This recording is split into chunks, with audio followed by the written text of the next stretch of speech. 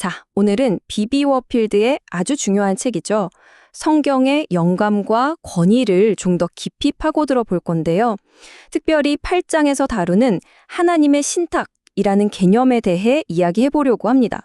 성경을 왜 이렇게 부르는지, 그 의미가 과연 뭘까요? 워필드의 논증을 차근차근 따라가다 보면요.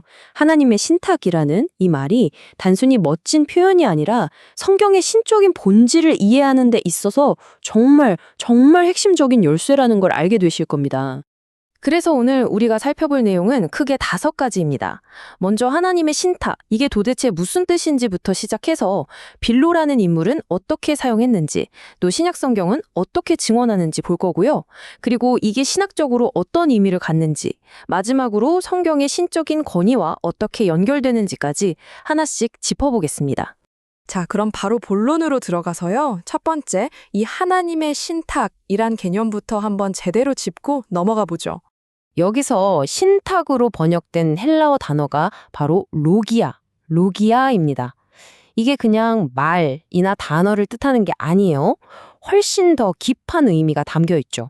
이건 신이 직접 내려준 아주 권위 있는 말씀, 그러니까 하나님의 직접적인 응답이나 말씀을 가리키는 특별한 용어입니다. 그러니까 신약의 저자들이 성경을 가리켜 이 로기아라는 단어를 썼을 때 이건 그냥 하나님의 말씀처럼 귀하다 정도의 시적인 비유가 아니었다는 거죠. 아주 의도적으로 그리고 신학적으로 정밀하게 성경은 하나님이 직접 하신 말씀이다 라고 선언하고 있었던 겁니다. 이게 정말 중요한 포인트예요. 자, 그렇다면 신약 시대의 사람들은 이 로기아라는 말을 어떻게 받아들였을까요? 이걸 이해하기 위해서 워필드는 아주 중요한 인물을 한 명 소환합니다. 바로 당대의 유명한 유대인 철학자 필로입니다. 필로가 이 단어를 어떻게 썼는지 보면 당시의 이해를 엿볼 수 있거든요.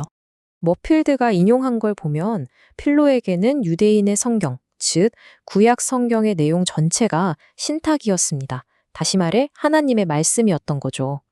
여기서 중요한 건 전체라는 단어예요.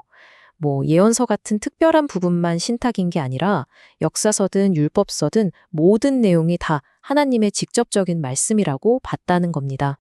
그러니까 필로는 성경의 어느 한 구절도 빼놓지 않고 모든 구절을 다 신적인 말씀, 하나님에게서 나온 구체적인 신탁으로 여겼던 거예요. 바로 이 점이 중요합니다. 성경 전체를 이렇게 높은 관점으로 보는 선례를 필로가 이미 보여줬다는 거죠. 자, 필로의 이런 융례를 머릿속에 넣어두고 이제 신약 성경으로 넘어가 보겠습니다.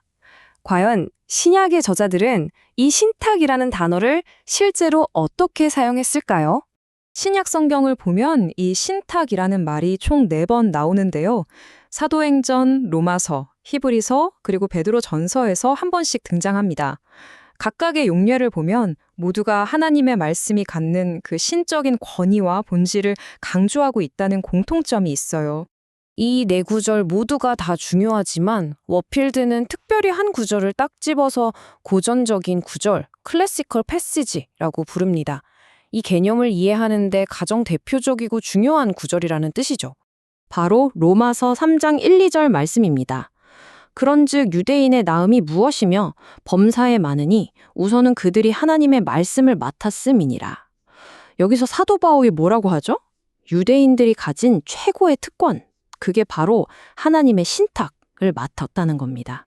하나님의 말씀 그 자체를 보관하고 전달하는 엄청난 책임을 받았다는 거죠. 자, 그럼 이게 신학적으로 어떤 의미를 가질까요? 성경이 그냥 좋은 책이 아니라 하나님의 신탁들이 모여있는 책이라는 사실, 이게 우리 신앙에 어떤 영향을 미칠까요? 그 깊은 의미를 한번 파고 들어보죠. 여기서 아주 중요한 구분이 나옵니다.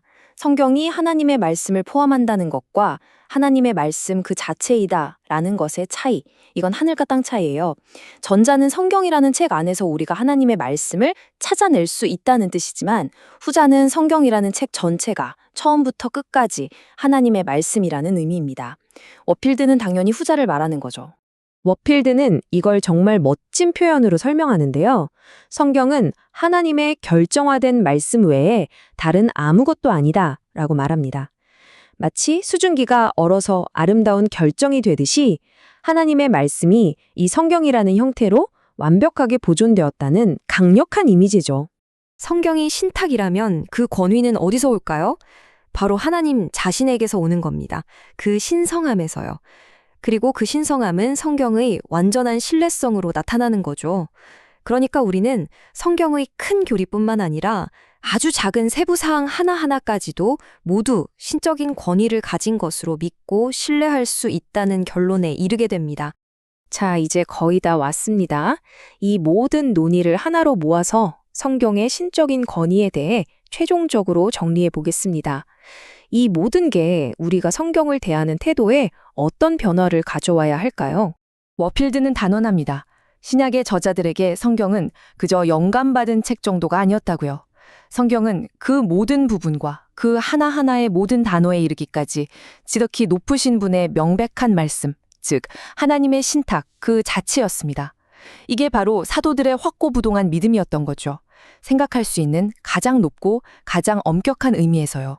이쯤 되면 월필드가 우리에게 던지는 궁극적인 질문에 도달하게 됩니다. 자, 그렇다면 여러분이 성경을 펼칠 때 여러분 손에 들려 있는 것은 과연 무엇일까요? 그건 그냥 종교서적이 아닙니다. 하나님의 관한 이야기가 담긴 책도 아니고요. 여러분은 지금 하나님의 신탁, 바로 그 자체를 손에 들고 있는 겁니다. 하나님께서 우리에게 직접 건네시는 절대적인 권위를 가진 그리고 완벽하게 신뢰할 수 있는 그분의 말씀을요. 그래서 워필드는 우리에게 이런 도전적인 말로 끝을 맺습니다. 만약 누군가 성경을 이것보다 못한, 즉 하나님의 신탁이 아닌 다른 어떤 것으로 생각한다면 그 사람은 새 언약의 사도들과 선지자들, 바로 기독교 신앙의 기초를 놓은 그들과 다른 길을 가고 있는 것이라고요. 정말 묵직한 도전이죠.